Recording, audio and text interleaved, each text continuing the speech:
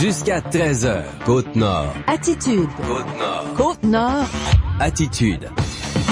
Midi, 4 minutes. On est mercredi, on est le 27 septembre. On vous souhaite la bienvenue dans votre émission d'actualité et d'affaires publiques à Pure FM, Côte-Nord Attitude. Bon midi, Jean. Bonjour, Valérie. Ah, c'est un mercredi plate, un mercredi gris. Ça sent plus l'automne aujourd'hui. Ben, on a l'impression qu'on est plus en automne. T'as tout à fait raison. Et de toute façon, là, on s'en va vers des températures plus dans les normales de saison. C'est drôle parce que ce matin, je regardais le tableau météo à la télé.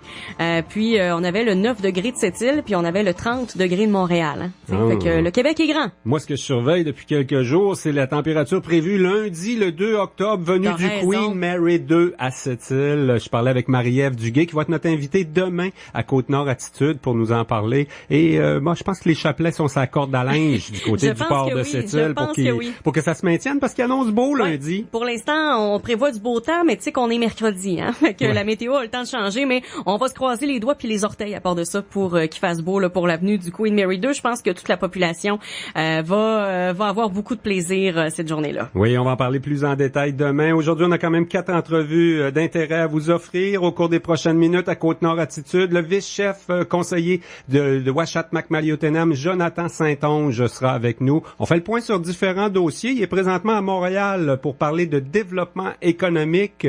Monsieur Saint-Onge de Ouachata-Macmaliottenam. Avec lui, il est surtout responsable des dossiers liés à la chasse et la pêche. Il y a un changement de date pour la chasse qui a déplu aux Autochtones de notre région. Il poursuit aussi les démarches là pour la gestion de la pêche au saumon de la rivière Moisy par le conseil de bande. Donc, on fait le point sur ces dossiers importants qui touchent tant la population non autochtone qu'autochtone avec Jonathan Saint-Onge du conseil de bande Itum dans quelques minutes. Ensuite de ça, on s'entretient en direct. Elle est au Parlement à Ottawa avec Marilyn Gill, la députée fédérale de la Côte-Nord. Une rentrée parlementaire marquée par la conciliation travail-famille pour notre député, parce que Ulysse, il est très jeune. Ulysse, je pense qu'il n'y a pas un mois, Ulysse, là, son petit.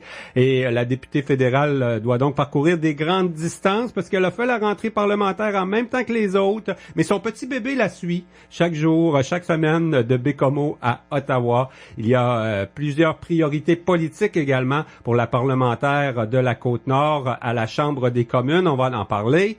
Il y avait une conférence de presse concernant Mentorat Sept-Rivières. On signait une entente avec la Chambre de commerce ce matin et le réseau M. On va en parler avec Marie-Lou Vanier, qui est la coordonnatrice de Mentorat Sept-Rivières. Elle est aussi à l'emploi du Carrefour Jeunesse Emploi de Duplessis. Également, une jeune entrepreneur, Mylène Sivray, sera avec nous pour nous expliquer qu'est-ce que c'est exactement le mentorat. Là, ça le dit un peu, hein? Ce sont des gens plus expérimentés dans le domaine des affaires qui parrainent des jeunes qui démarrent une entreprise. Donc, Mylène, elle a vraiment profité de conseils précieux comme jeune entrepreneur. Donc, c'est un bon concept quand même, là, le parrainage comme ça dans le milieu des affaires. On en parle davantage vers midi 40 minutes. En fin d'émission, on parle d'une entrepreneur, justement, chez nous de Sept-Îles, qui, on va la rejoindre à quoi? À Vancouver ou dans ce coin-là? Elle est de chez nous, mais elle est en Colombie-Britannique. Donc, on va aller la rejoindre là-bas via le téléphone, on s'entend.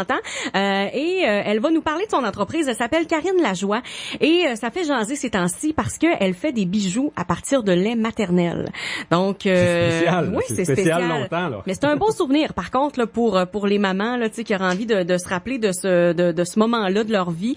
Ça a l'air que ça marche pas mal. Et si vous voulez déjà vous préparer là en vue de l'entrevue, elle a un site web lajoieenrose.ca.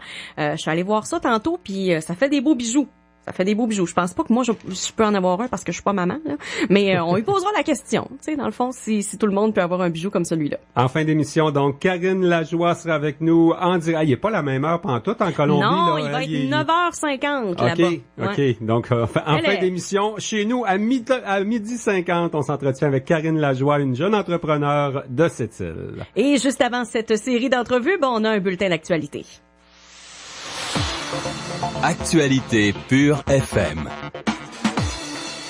Ben oui, beaucoup de changements du côté des navires de croisière. Le Silver Whisper qui devait passer outre à Saint-Pierre-et-Miquelon et venir à cette île a finalement retourné son horaire de bord.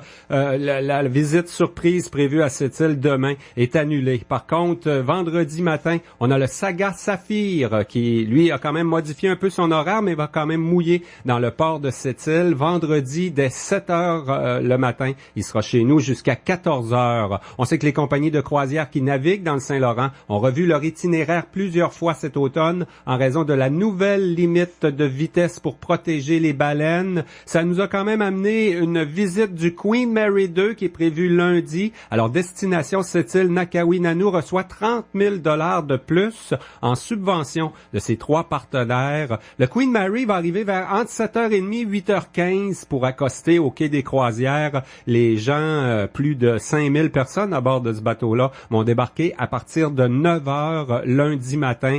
La ville, le conseil de Banditoum et le port de cette île ont décidé de verser 10 000 $ de plus en subvention là pour préparer des activités d'accueil d'envergure lundi, des activités qui seront accessibles à toute la population également. Le maire de cette île croit qu'il fallait se donner les moyens pour recevoir dignement les passagers et l'équipage du prestigieux Queen Mary. Régent Porlier souhaite que l'événement de lundi soit aussi rassembleur et festif que les rendez-vous avec les grands voiliers en juillet dernier. L'écologiste Jacques Gélineau déplore le décès d'un autre requin-taupe empêtré dans des engins de pêche dans le secteur Pentecôte. Chaque année, des requins sont capturés accidentellement à Port-Cartier ou décèdent après s'être entortillés dans des filets ou des cages. Le requin-taupe est inscrit sur la liste des espèces en péril au Canada. Spécialiste de l'observation des baleines depuis plusieurs années, Jacques Gélineau réalise un inventaire des animaux habitant dans la baie de Sept-Îles. Il constate que presque tous les mammifères marins fréquentant la région ont des marques causées par des câbles ou des engins de pêche. Le ministère des Pêches et des Océans prévoit imposer de nouvelles règles aux pêcheurs en 2018 pour protéger les mammifères marins. Ça sent les élections cet automne au Québec.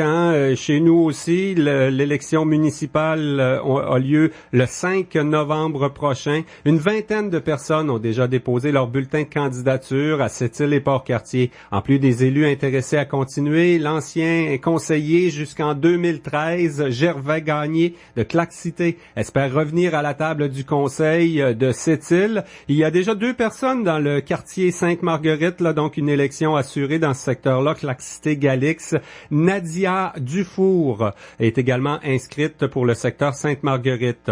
On retrouve aussi sur la liste des candidats Louiselle Dufour et Roland-Guy Lévesque qui feront campagne à Sept-Îles. Du côté de Port-Cartier, on connaissait déjà là, l'équipe de la mairesse Violaine Doyle. Elle a 6 conseillers qui se présentent avec elle au sein de son équipe. Il y a aussi d'autres personnes qui sont inscrites à la liste du directeur général des élections pour Port-Cartier, dont Cécile Camiré, Gilles Corbet et Lisette Dubé-Gervais. Le conseiller au siège numéro 1, Roger Chénard, qui se retire après 4 mandats, croit qu'il faut être disponible pour faire de la politique municipale. Si on n'est pas prêt à donner du temps, on est mieux de rester chez nous quand on va en politique, parce qu'il y a beaucoup de choses à planifier. Le monde pense qu'on est en politique, on va au conseil, une réunion 1 fois par mois ou 2 fois par mois, mais chaque jour, il faut se renseigner sur les papiers qu'on reçoit. Il faut être prêt à être capable de discuter des choses qui se passent. Donc, c'est très exigeant. Roger Chénard est plutôt satisfait du travail effectué au cours des 4 dernières années par le conseil municipal de Port-Cartier. La période de mise en candidature pour les élections municipales au Québec prend fin le 6 octobre, 16h30.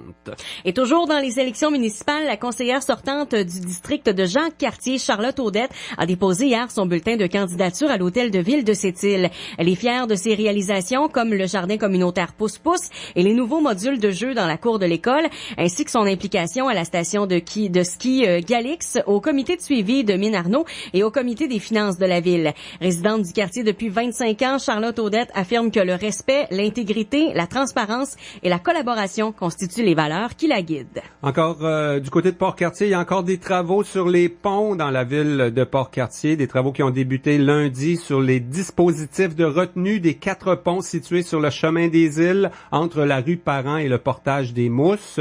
Le chantier chantier, bien sûr, perturbe un peu la circulation. Il va se poursuivre jusqu'au 25 novembre, ce chantier dirigé là par Transport Québec. Les opérations se déroulent 7 jours semaine de 7h à 17h30. La circulation s'effectue en sens unique. Les usagers de la route se dirigeant vers l'est doivent emprunter un chemin de détour dans les rues de la ville en suivant la signalisation.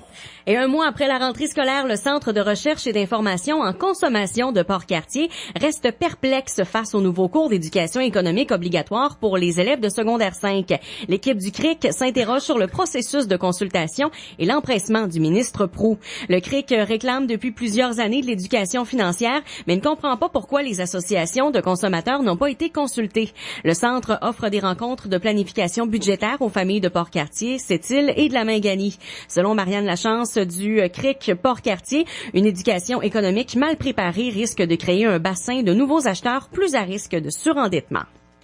Voilà, ça complète ce bulletin d'information régionale. On reçoit le conseiller d'ITUM, Ouachette-Maliotenam, donc le conseil de bande Ouachette-Maliotenam, Jonathan Saint-Onge, dans quelques instants.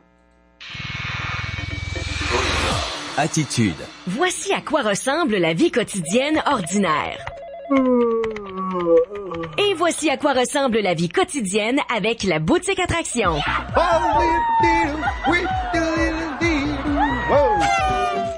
Il y a de quoi célébrer avec la boutique Attraction. C'est la nouvelle façon d'économiser. Tout est à un minimum de 50% de rabais avec de nouvelles offres chaque semaine. Sorties, détente, resto, cadeaux, vas-y et profite de la vie à moitié prix. boutiqueattraction.com. Bonheur PM. Allô, c'est David. C'est moi qui ai le bonheur de vous accompagner pour votre retour à la maison. Je vous propose une émission simple où se côtoie un peu d'infos, de sport, de potins showbiz, un brin de folie et surtout la meilleure musique. Je vous attends du lundi au jeudi dès 15h. Pur FM 94.1. Le 94.1 Pur FM vous présente le marché aux puces 2 fois par jour, du lundi au vendredi. Vous voulez vous départir d'un objet qui pourrait faire le bonheur de quelqu'un d'autre ou rechercher quelque chose que vous ne trouvez nulle part? Passez nous voir au 365 Boulevard Nord. Jusqu'à 13h. Côte-Nord. Côte-Nord. Attitude. On va faire le point sur plusieurs dossiers d'actualité conjoints avec le conseil de bande de Ouachette-Macmalieu-Tenam. On a au bout du fil le conseiller Jonathan Saint-Onge. Bonjour Jonathan. Bonjour Jean Saint-Pierre, je salue tous les gens de cette île ainsi de ma communauté Ouachette-Maliotenam ainsi de tous les auditeurs de CKCN. Oui, on va parler un peu de dossier économique puisque tu es à Montréal là, pour discuter d'économie. Ça concerne toujours autant les Inuits que les non-autochtones quand on parle d'économie au conseil de bande.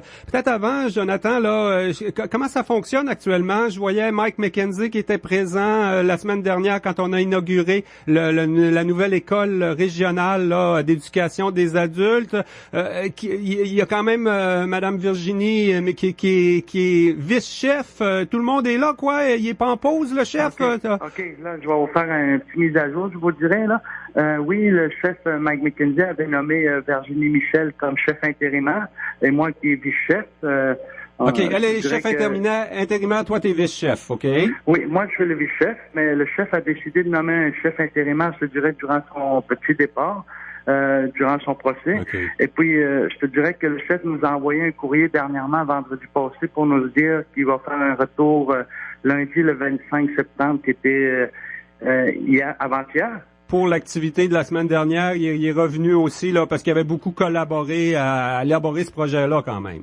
Oui, c'est ça. Puis d'après son courrier, il est déjà de retour au travail, je te dirais, le chef Mike McKenzie. Ouais. Nous autres, on était en élection du côté de cette île. Là, le conseil municipal a pris une pause pour la période électorale. Du côté d'ITUM, les élections, on est quoi, à mi-chemin dans votre mandat actuellement, c'est ça? Oui. On a fait présentement 1 an et demi exactement qu'on est à la mi du mandat. Et puis, il nous reste un demi-mandat encore à faire avancer les dossiers, monsieur. Ouais, puis toi, comment tu trouves ça actuellement là? C'est compliqué ou ça va assez bien au niveau du fonctionnement du conseil comme tel? Je te dirais que c'est un peu compliqué, mais on s'y fait avec ça. Mais faut qu'on avance, il faut qu'on regarde le bien-être de la communauté aussi. On met la priorité des gens devant, c'est la communauté, c'est c'est eux qui doivent pas manger le coup, je vous dirais. Ouais, ce que tu es en train de me dire, c'est que même s'il y avait 2 équipes à la dernière élection à Ouachette-Maliotenam, là, il y a des gens des 2 équipes au conseil actuellement, mais on est capable de travailler ensemble et de faire avancer des dossiers, c'est ça? Exactement. Nous, notre priorité, c'est les gens de la communauté. Et puis, je te dirais que si une équipe amène un excellent travail, l'autre équipe appuie. Ouais. Actuellement, tu es à Montréal. On parle surtout de dossiers économiques, quoi? Oui, moi, je fais le suivi. Je suis quand même le président du développement économique de Ouachette-Maliotenam.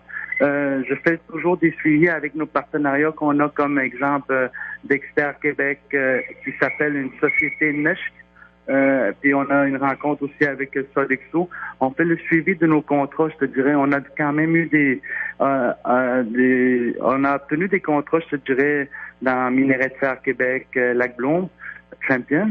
Et puis on a des contrats chez Tata Steel aussi. On fait le suivi de tout ça parce que nous, on a des ententes de partenariat et puis on doit faire des rencontres régulièrement pour voir si l'entente est respectée. S'il y a beaucoup d'Inuits qui travaillent, on fait toujours ce genre de suivi-là avec nos partenaires. On s'assure que c'est vraiment les Autochtones qui travaillent là, quand c'est ça qui est prévu dans l'entente. Comment ça fonctionne? Il y a quand même plusieurs entreprises à Ouachette, des compagnies Inuits, mais le conseil de bande est toujours impliqué, quoi. On chapeaute un peu tout ce qui se fait, même dans le secteur privé.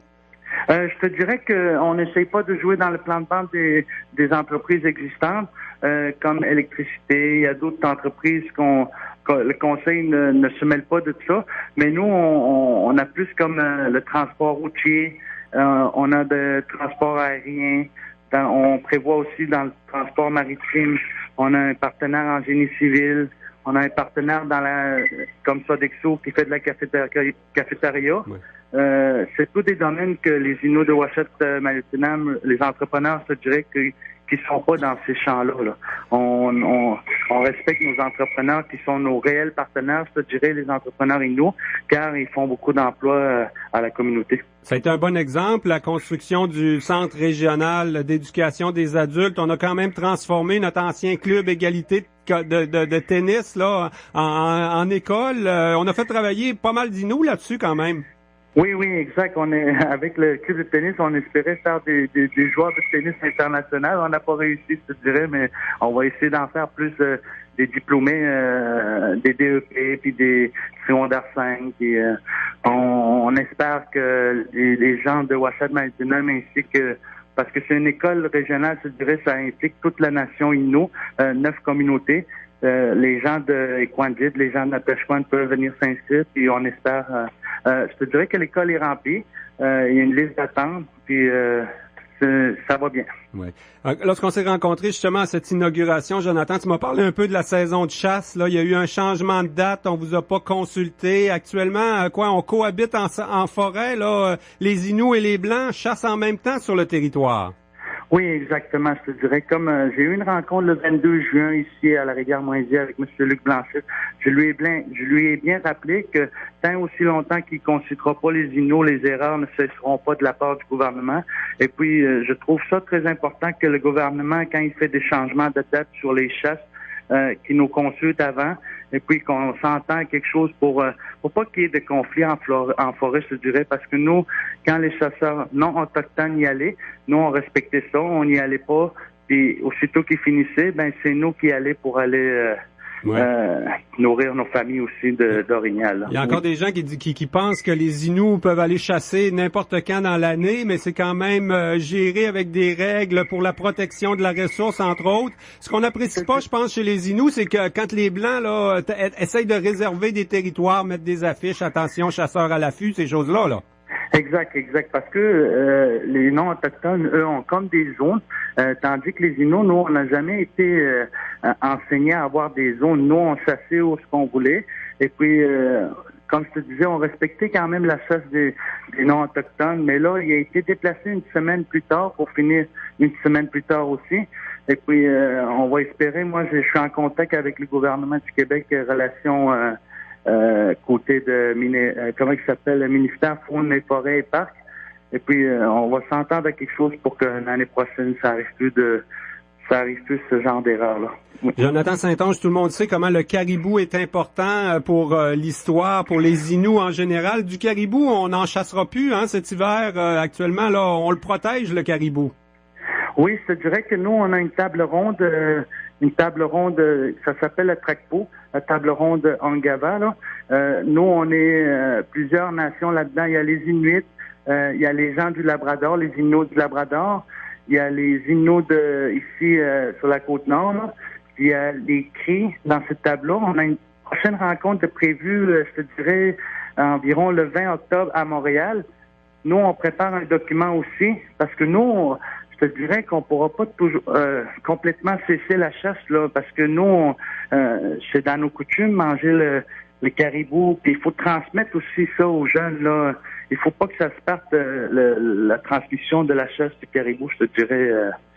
Okay. Dernier dossier, le saumon, où est-ce qu'on en est? Là, je pense qu'on consulte pour le code coutumier d'ici le mois de décembre. Là, le calendrier de négociation avec Québec. On peut rappeler que le conseil de bande a déjà annoncé, déclaré qu'il voulait gérer entièrement la pêche au saumon de la rivière Moisy. Toutes les fosses, il y a eu sur le terrain, là, entre autres, ce conflit ou vos interventions au niveau du camp Adams cet été. On en est où là pour 2018? On veut toujours la pleine gestion par le Conseil ITOUM?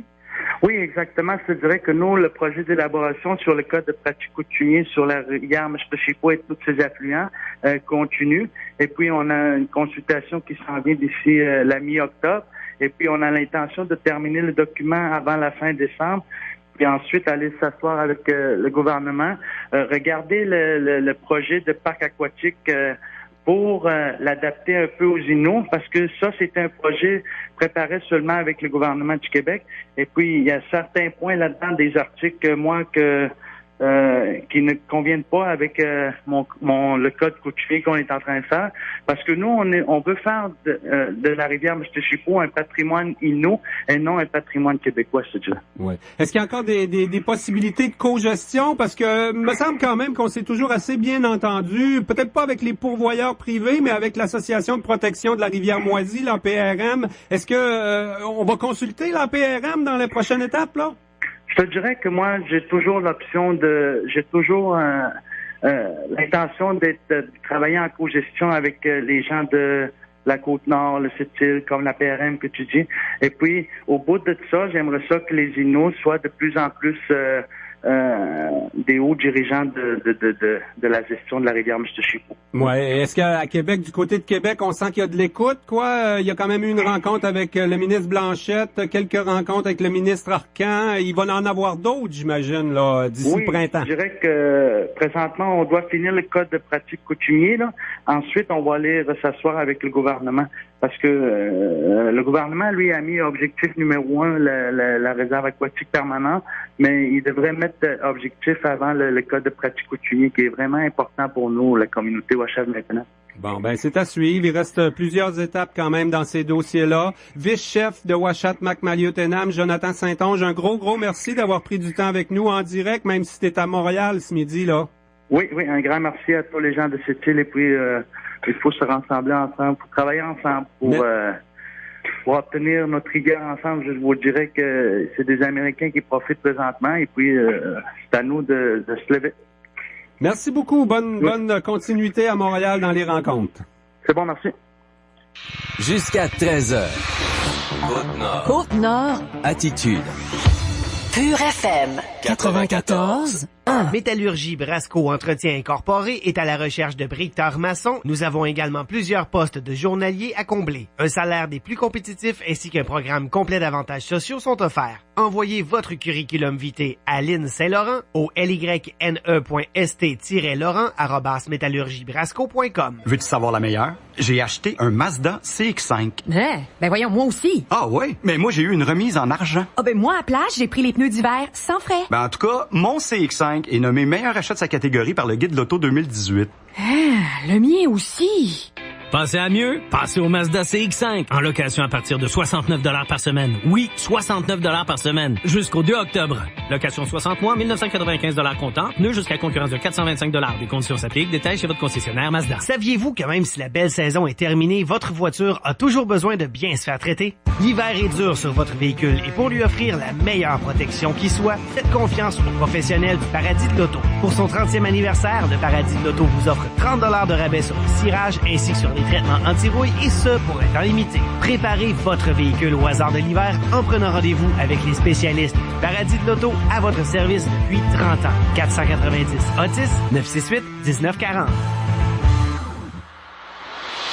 Côte-Nord. Attitude. Valérie, la députée fédérale Marilyn Gill a fait sa rentrée parlementaire avec bébé Ulysse à la Chambre des communes la semaine dernière. Nous allons parler de ses priorités politiques, mais aussi de conciliation, travail, famille. Marilyn Gill est à Ottawa. On lui parle en direct. Bonjour. Bonjour. Marilyn, félicitations d'abord pour Ulysse. Merci. On a un petit bébé d'1 mois, puis il y a déjà quoi, 10 000 kilomètres au compteur? Oui, c'est à peu près ça, 2 semaines, 5 000. Oui, à peu près. Parce qu'en plus, son papa est aussi député du Bloc québécois. Lui, il est dans le comté de Saint-Hyacinthe. La maman vit à Bécomo puis se promène sur un vaste territoire comme la Côte-Nord. Ça va faire c'est pour ça qu'on l'a appelé Ulysse, je pense, hein? C'est un voyageur. J'ai pas pensé au début, c'était pas volontaire, mais... Ah non, pour vrai? Je pense que c'est qui est choisi, finalement. Oui. Mais ça, c'est la conciliation travail-famille comme à l'extrême, là. Oui, mais en même temps, je me disais, j'ai réfléchi à ça. Je me dis, nous, sur la Côte-Nord, on connaît tellement de gens qui travaillent soit sur la construction, sont sur les chantiers, les gens qui ont besoin de se déplacer souvent à l'extérieur pour leur travail, que ce soit des gens qui sont fonctionnaires ou des formations que les gens ont à faire à Québec. Je pense qu'on est presque nomades parfois, là. Ce qui fait que je me dis peut-être que la vie que je mène présentement avec la petite famille, c'est un peu ce qui nous échoue à nous sur la Côte-Nord. Donc pas spécial, mais en même temps, je pense à tous les gens qui doivent faire la conciliation. Là, si c'est pas la route, c'est les horaires aussi. Il veut pas, je veux dire, les papas, on peut pas tout le temps faire autant qu'on voudrait parce que la période de l'allaitement, il faut quand même que ce soit la maman qui soit là. On a comme pas le choix. Le papa peut faire bien des choses, changer les couches et tout ça. Ça se fait probablement là dans le lobby du Parlement. Est-ce qu'il y a les commodités quand même pour faire ce que vous faites? Vous êtes le premier couple que les deux, papa et maman, sont députés à la Chambre des communes, qui a un jeune enfant comme ça. Est-ce que le lieu, le Parlement, ça se fait? Oui, ça se fait. Je dois dire tout n'est pas parfait pour le moment, mais de plus en plus, les gens sont sensibilisés, puis il y a quelques commodités. C'est certain que tout ce qui est service de garde, on n'est pas gâtés pour ça, par exemple, parce que ça commence pas avant l'âge de 2 ans. Aussi peut-être les lieux qui sont pas nécessairement... même c'est un peu difficile. Par exemple, pour vous avez parlé de l'allaitement, évoquer l'allaitement, c'est un peu difficile, mais il faut se reporter qu'il y a 10 ans, il n'y avait même pas de toilette pour les femmes près de la Chambre des communes. Donc, ça a quand même bougé assez vite. Puis je dois dire il y a quand même une solidarité c'est vraiment intéressant de voir ce côté-là, la Chambre des communes, tout parti confondu. Donc, les gens qui ont des enfants, qui ont vécu sensiblement les mêmes choses, qui s'en parlent puis qui s'entraident en fait, donc et qui s'en parlent pas juste de façon anecdotique, mais au sens disant il y a peut-être quelque chose qui devrait changer. Entre autres, je pense pour les députés qui vivent très loin, aller voter, c'est pas nécessairement évident au tout début, on le fait quand même. Mais oui, il y aurait sûrement des améliorations à faire pour permettre finalement que tout le monde, qu'on ait les enfants, qu'on n'en ait pas, qu'on puisse participer pleinement à la vie politique, puis accomplir notre devoir aussi bien. Parce que Marilyn Gill s'est présentée en campagne électorale là, comme une féministe. On le sait qu'il y a des professions comme députée, même on est en élection municipale, là, des mairesses, des conseillères. Sur la Côte-Nord, c'est pas si pire, on en a un peu partout, mais faut prêcher par l'exemple. C'est un peu ce que tu fais présentement. Là. C'est pas tout le temps évident. On parlait de la construction, l'allaitement dans un chantier de construction, ça doit être compliqué aussi, ça. En effet, ça va être compliqué aussi. Par en même temps, je dis vous êtes prêché par l'exemple, mais sans vouloir... j'ai pas envie de montrer que non, faut absolument performer. Ça se fait pas exactement de la même façon. Je vis pas à la même heure. Peut-être qu'au début, c'était 2 semaines que j'ai accouché. Donc, au début, l'énergie est pas exactement la même. Donc, je pense qu'il faut se donner la chance, l'occasion de dire, vous avez parlé de féminisme, mais en fait, oui, je suis une femme, voici ce qui m'arrive parce que j'accouche, parce que j'allaite un enfant. Je veux participer pleinement à la vie, je disais la vie citoyenne, la vie politique. Donc, je me donne cette permission-là d'un certain temps puis de faire les choses autrement, sans vouloir non plus se mettre de la pression. On s'en met déjà assez, tout le monde, comme individu. On va être parfait, performant en tout. Je pense qu'on peut avoir parfois des petites failles puis se le permettre aussi puis dire, oui, on essaie de s'adapter beaucoup à la politique, mais je pense que la politique doit aussi s'adapter à des réalités auxquelles les femmes font face et auxquelles on n'échappe pas non plus. Bon, ça fait partie de notre condition, ce qui fait en sorte qu'on peut, c'est ça, se donner de la marge, de l'attitude pour faire autrement. Moi, c'est vraiment quelque chose qui m'interpelle comme personne. Bon, ceci étant dit, on va parler de politique, justement. Il y a quand même des priorités, des gros dossiers à la Chambre des communes qui nous concernent. Je pense à la grosse négociation avec l'ALENA, là, le libre-échange avec le Mexique, les États-Unis. Ça va toucher l'aluminium, le bois d'œuvre, les pêches. C'est quasiment 3/4 des emplois de la Côte-Nord, ça? C'est 3/4 des emplois de la Côte-Nord. En effet, ça touche... Ça nous touche énormément. C'est certain que c'est le gros dossier des négociations de l'ALENA, même si on sait que ça va être un dossier de longue haleine, tout ne sera pas réglé demain. On a fait adopter une motion hier, le Bloc québécois, je suis très heureuse et fière de ça, par exemple pour la gestion de l'offre.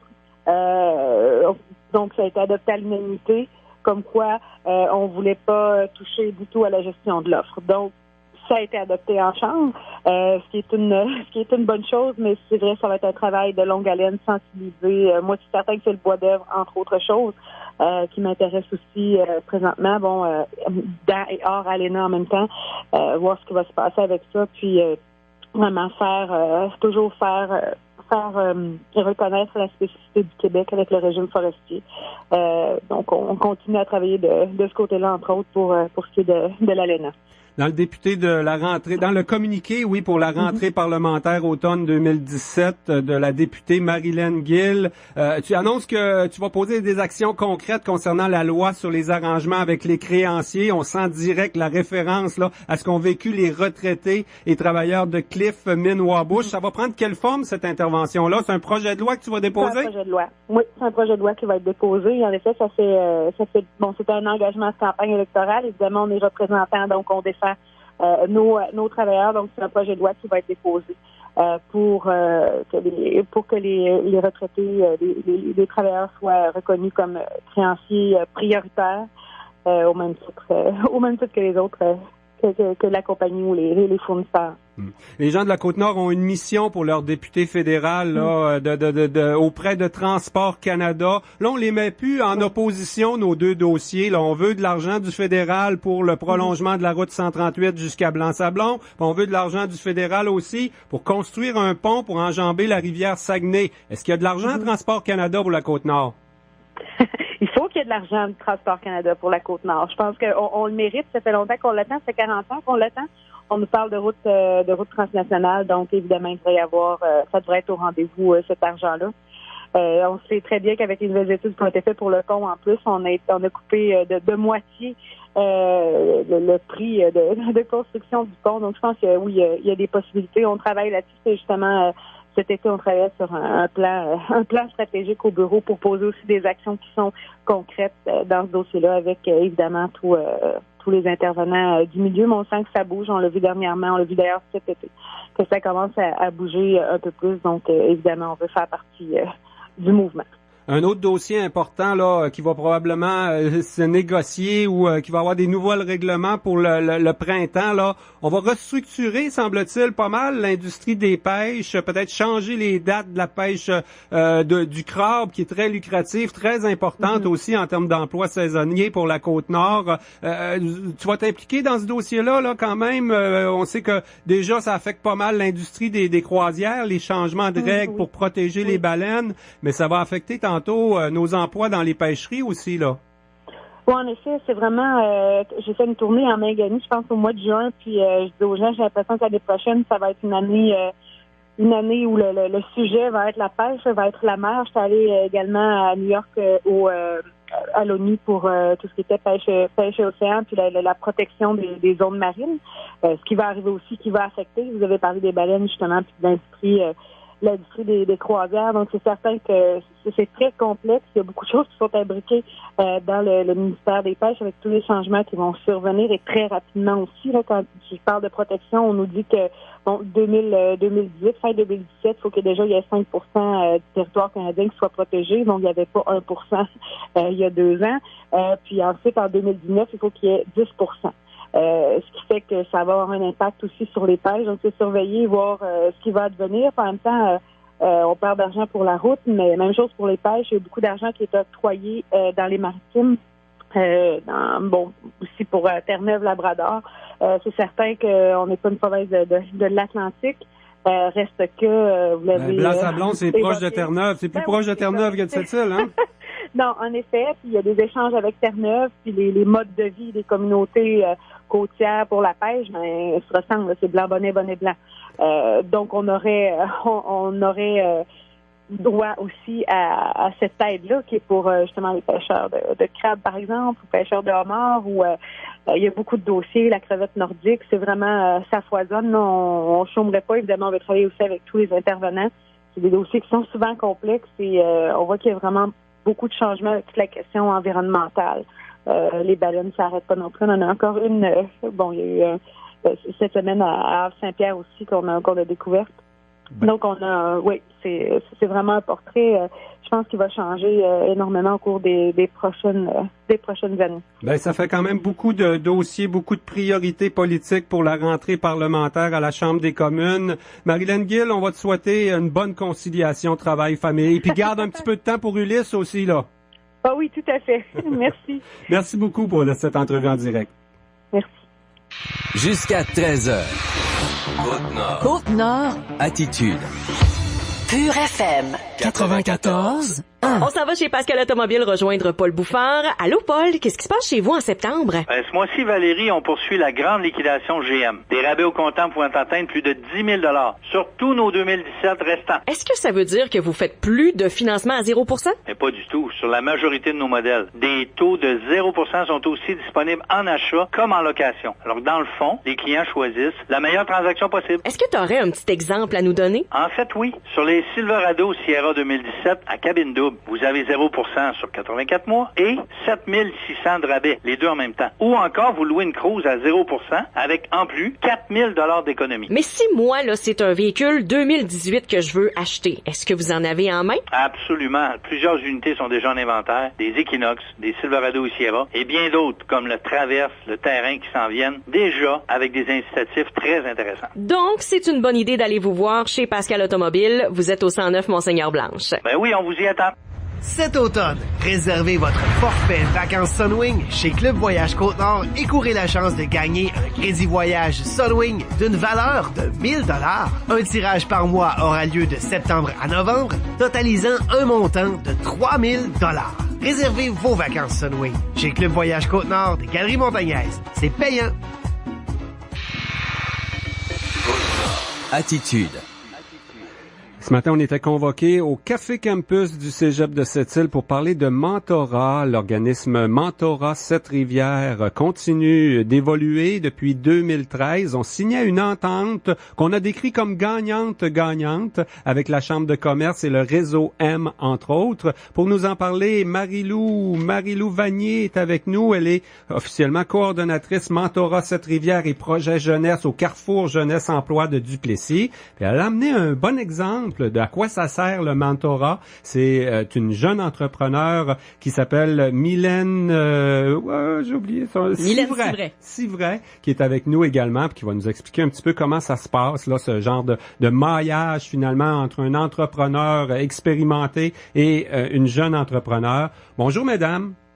Salut Jean. Bonjour. Marie-Lou, d'abord, là, ce matin, c'était vraiment la signature d'une entente avec la Chambre de commerce. Ça évolue, le mentorat, là. Ça existe depuis 2013 et là, on est rendu avec des ententes signées. C'est bon quand même? Oui, on est vraiment en train de développer différents partenariats, tant au niveau financier que des collaborations. pour venir soutenir, dans le fond, les jeunes entrepreneurs, les nouveaux entrepreneurs, parce qu'évidemment, on le sait, quelqu'un qui se démarre, il n'y a pas d'âge pour ça. Oui, c'est le directeur de la Chambre qui était là ce matin, Paul Lavoie, qui était là pour la Chambre de commerce. Il y a également Patrice Arsenault. Lui, c'est un chef mentor qui est déjà président de l'organisation Mentorat Sept-Rivières. Ben, dans le fond, à chaque année, les cellules de mentorat dans chacune des régions ont des chefs mentors, dans le fond, qui viennent porter le message, la bonne nouvelle. Et puis, les chefs mentors ont des mandats de 2 ans. Et puis, M. Arsenault a été nommé en avril cette année. Donc, incarne le renouveau aussi au niveau du mentorat dans cette rivière. C'est eux autres qui disaient que c'est une entente gagnante-gagnante. Finalement, il y a 2 côtés au mentorat. Il y a le mentorat, la personne qui donne les conseils, puis le mentoré aussi. Quand on dit gagnant-gagnant, c'est que les deux, ils trouvent leur compte. Ah, tout à fait. On a beaucoup d'entrepreneurs de la région qui cherchent à transférer des entreprises. Ça fait partie là, justement des réalités. Puis ça, c'est dans toutes les régions du Québec. Et puis de transmettre, dans le fond, leur savoir, non, pas nécessairement le savoir-faire, parce que les jeunes ont les nouvelles aptitudes, les nouvelles technologies, mais tout ce qui touche le savoir-être. Donc, comment on gère la conciliation travail-famille? Comment on gère des employés? Ben ça, d'avoir quelqu'un d'expérience qui a fait les erreurs avant nous, qui est prêt à nous partager, dans le fond, ses bons coups, ses mauvais coups, ben c'est sûr que ça peut être juste à l'avantage des jeunes entrepreneurs. Parce que l'expérience, ça s'achète pas, ça. Non, ça s'achète pas. Et puis, on a plein de gens ici dans la région qui sont prêts à le partager. Et puis, si on a des gens, des jeunes entrepreneurs qui ont des besoins très, très spécifiques et puis que j'ai pas de mentors qui sont qui peuvent vraiment se coller à la réalité de ces entrepreneurs-là, ben j'ai le moyen avec le réseau M de les jumeler avec des entrepreneurs de l'extérieur aussi. Avant Marie-Lou, c'est Dominique Girard qui venait nous parler de mentorat ici à la radio, à Côte-Nord Attitude. C'est quand même depuis 2013. T'es satisfaite de l'évolution de ça? Là, il manque plus des mentorés que des mentors, si je comprends bien. Là. Oui, on est dans des renouveaux. Bon, c'est sûr, les mentorés, c'est la même chose que l'économie. Quand il y a des creux, ben il y a moins d'ouverture, il y a moins de nouveaux. Mais là, on sent là, justement, avec le fait qu'on veut diversifier l'économie, mais aussi qu'on aide les gens maintenant plus tôt dans le processus. Quand les gens sont en démarrage, ben on est prêt à leur adjoindre un mentor. Il y a des mentors qui, justement, ont cette sensibilité-là d'aider des jeunes dans des projets plus embryonnaires.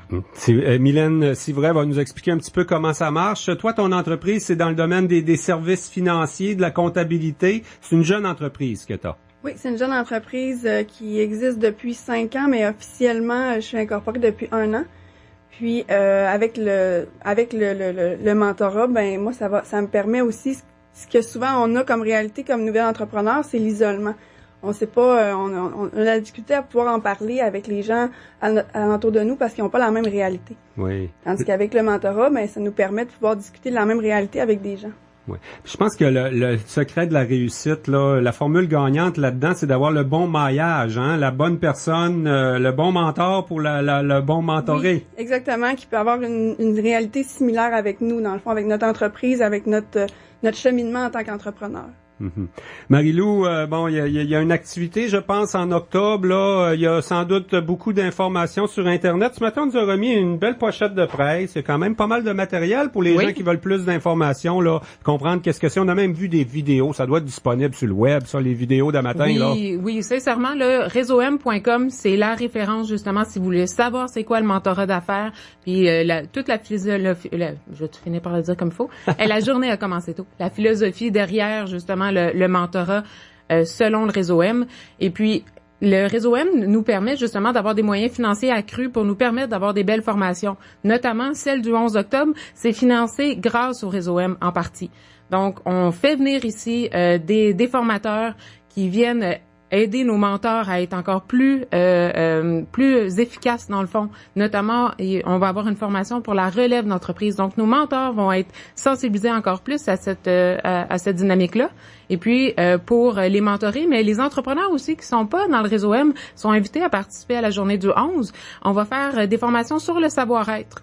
comment développer des relations gagnantes, travailler l'image de marque. Et puis, justement, Mylène aussi va partager son expérience sur l'heure du midi. On va avoir un échange là sur les réalités d'un mentoré. Il semble que c'est assez efficace quand même. Là, ce matin, j'ai entendu des statistiques. On a dit à la conférence de presse que ça doublait les chances de réussite d'une jeune entreprise. Ici, sur la Côte-Nord, on a quoi là depuis 2013? Peut-être une vingtaine de projets ou d'entreprises qui ont été parrainées comme ça. C'est ça. Donc, on les nomme des DIAD, donc des regroupements, des jumelages qui ont été faits entre des entrepreneurs d'expérience avec des nouveaux entrepreneurs.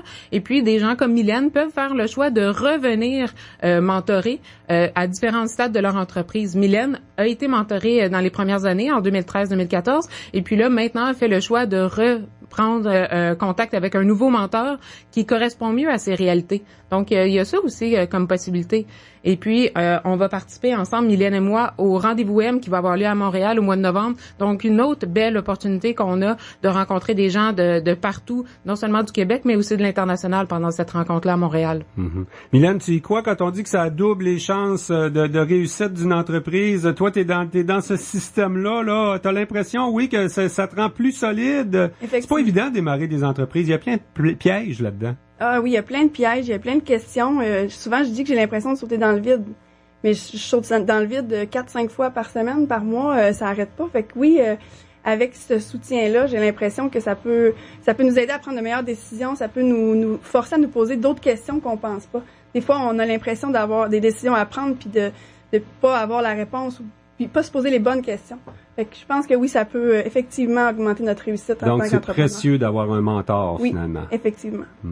Et puis, des mentors, on n'a pas trop de difficultés à en recruter. Pour les gens qui démarrent leur entreprise, ben c'est tout simplement de le savoir. Il y a des gens qui sont là, disponibles. C'est comme des services, quoi. C'est-tu gratuit ou on leur charge un petit montant, quoi, aux démarreurs d'entreprise? Ben justement, là, c'est l'entente qu'on a eue avec la Chambre de commerce.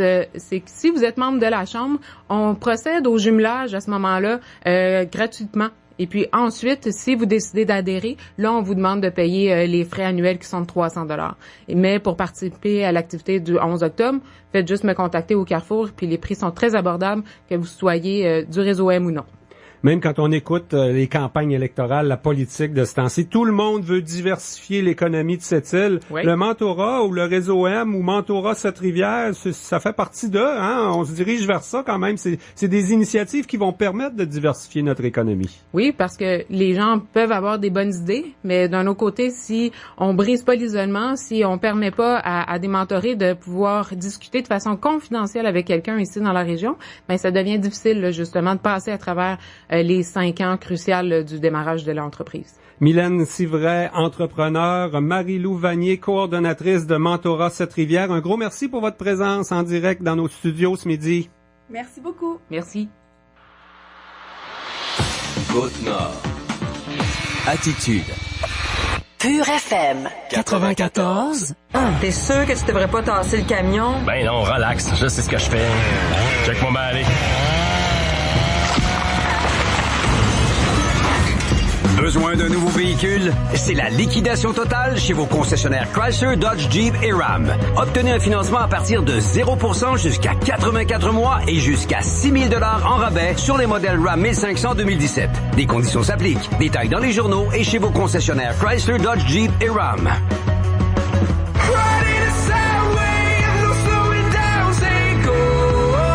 Réservez et économisez avec la nouvelle garantie de protection de prix de Sunwing. Envolez-vous avec le numéro 1 dans le Sud et économisez jusqu'à 40% sur une grande sélection d'hôtels familiaux ou pour adultes les mieux cotés. Si le prix baisse, obtenez une remise en argent garantie. Faites vite, visitez sunwing.ca ou votre agent de voyage. Let's just keep going on.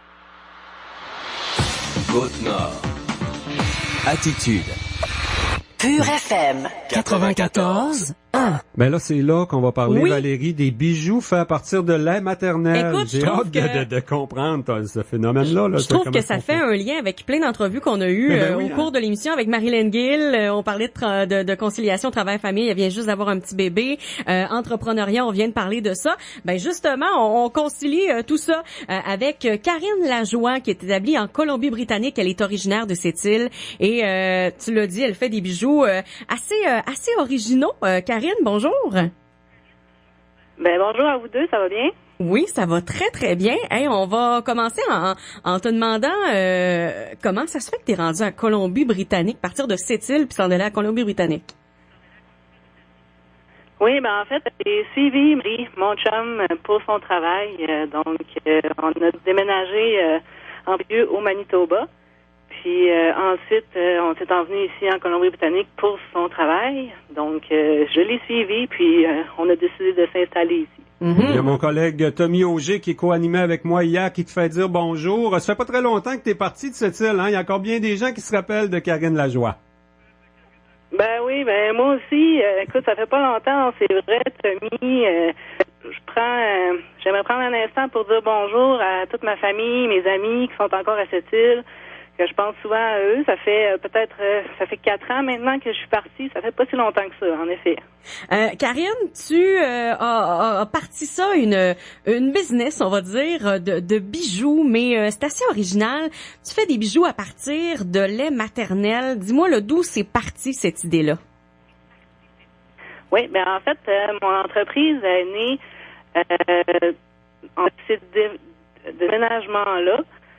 Donc, j'ai décidé de prendre ma vie professionnelle entre mes mains suite à ces nombreux déménagements-là. Puis, mon entreprise La Joie en Rose a été créée à partir de ça, de cette idée-là. Puis, au début, je faisais des bijoux artisanaux. Donc, j'utilisais du fil d'aluminium, toutes sortes de matériel pour faire mes bijoux.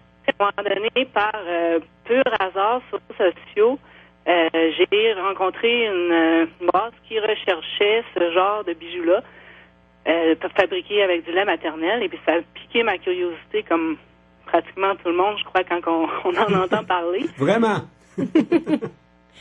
Et puis, donc c'est ça, il faut dire, inventer nécessairement le processus, parce que depuis des centaines d'années, en fait, le lait de vache était utilisé pour faire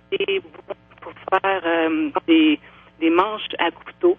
Donc, le lait peut se former en plastique et ça fait des super produits. Donc, à partir de là, le lait maternel est pas très différent, est un peu différent, mais pas très différent du lait de vache. Les composantes sont similaires, si je peux dire.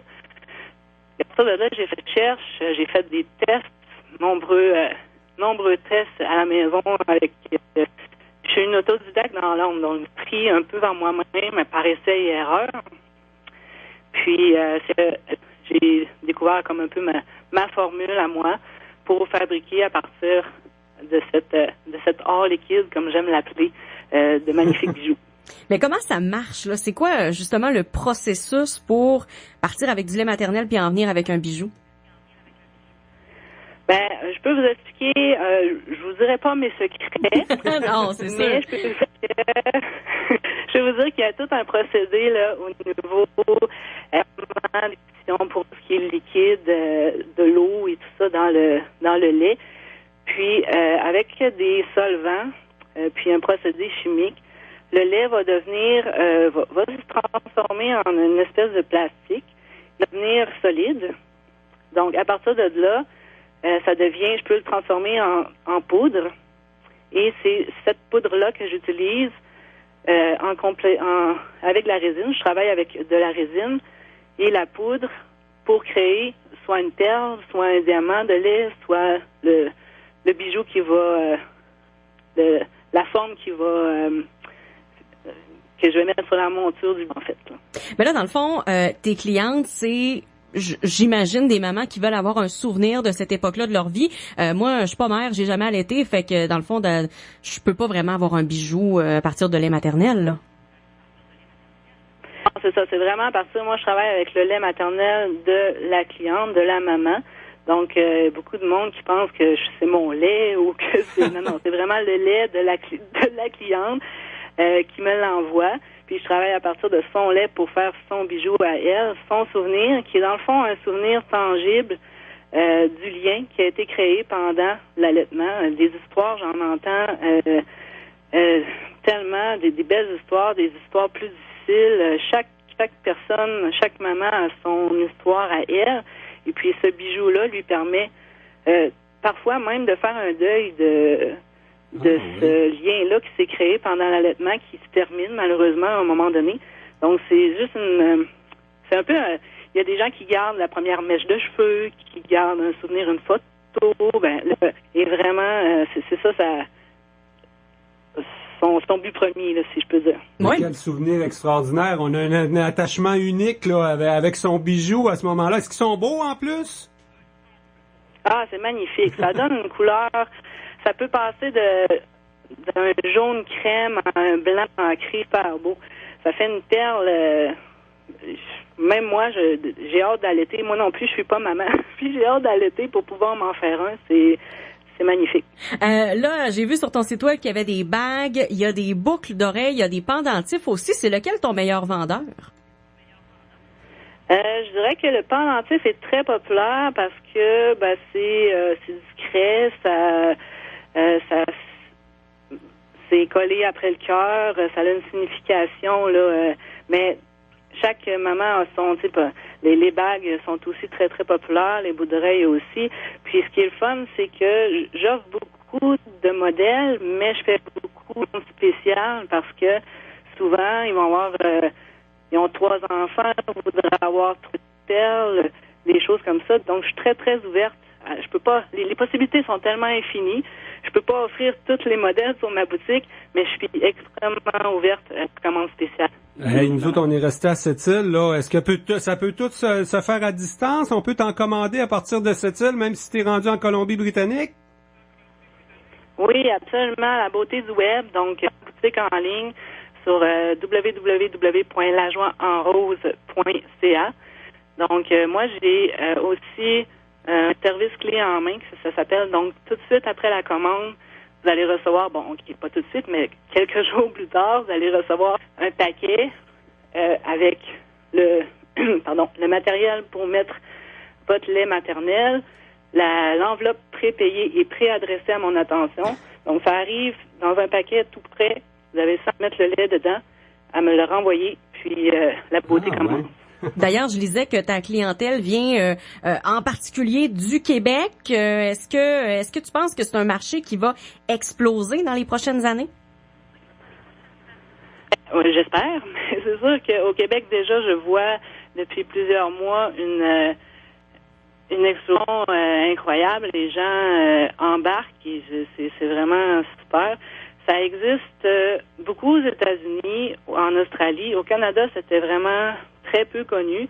Puis je suis très fière de pouvoir offrir ça maintenant, offrir la possibilité aux mamans du Canada d'avoir ce souvenir-là. Donc, j'espère que ça va continuer à augmenter l'intérêt tant que ça. Puis je fais tout pour que faire connaître le plus possible et faire connaître cette possibilité-là aux mamans aussi.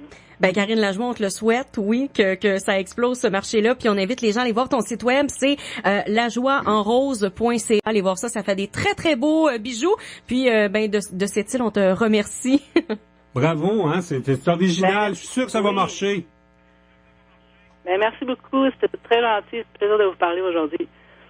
Ben merci beaucoup, Karine Lajoie. Donc, Lajoie en rose. Lajoieenrose.ca, effectivement. Donc, voilà. Et on en a fait du chemin aujourd'hui, Jean, de Montréal à Ottawa jusqu'en Colombie-Britannique. Et on est revenu à cette île. Tout en direct.